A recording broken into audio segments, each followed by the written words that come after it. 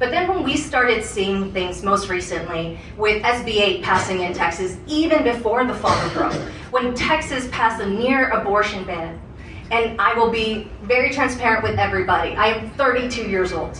I'm a young woman. I'm looking to live my life in Texas, a good life in Texas. I want to grow my family. But what we're seeing is women having a target on their back. It is a very scary time for anyone who's pregnant in the state of Texas.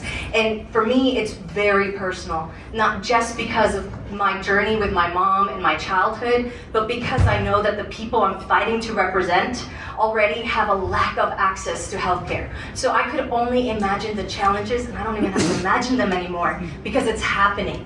Women are having to flee the state of Texas. We all know the story of Kate Cox, a mother of two who wanted to grow her family, who wants to grow her family, and had Ken Paxton threaten doctors and hospitals around her not to provide care for her. So we know that extremist politicians are out for every opportunity, every chance of access to making our own healthcare decisions. And so little by little, as somebody who grew up in Texas, somebody who's been living here, I know that there's been an attempt to strip our rights away and our freedoms. And for me, as a candidate running in a purple seat, I have to work really hard to find commonality and build bridges. But when it comes to protecting women, mothers, our families, and access to healthcare, that's not a political decision.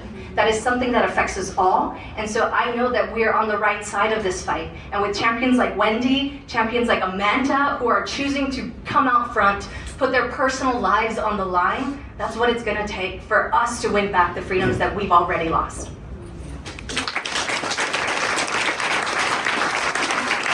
Because surprisingly, even in Texas, where we have this horrific ban in place, almost 40% of people that were surveyed recently did not know that Texas does not have an exception for rape and incest. And let's be clear about that.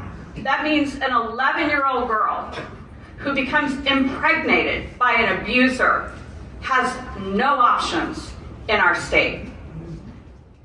In Texas, in the 16 months after Senate Bill 8 passed, our 6-week ban, in the 16 months after that happened, there were 26,313 recorded rape-resulting births in the state of Texas.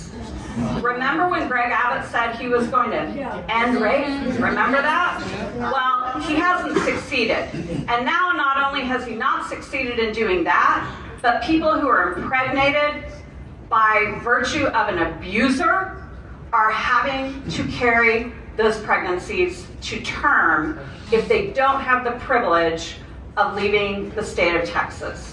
I think, again, it goes back to making them see that this is a human rights issue. And this is the first time, at least in my lifetime, that I have seen a right that I had be taken away from me. Certainly we've seen fighting to gain rights, like in the LGBTQ community, but this is the first time that I know of that it has been something that I had that has now been taken away. My mother had more rights than me. My grandmother, who turns 100 on Tuesday, had more rights than me. And now, if the Texas GOP gets their way, my embryos will have more rights than me. And so, just helping people understand that they won't stop here. They will come for other people's rights. I don't even want to go down the rabbit hole of what they'll take away from us next, but if they're not afraid to strip away our access to our healthcare, where will they stop? They won't. And I think just helping people understand that can really be a wake-up call.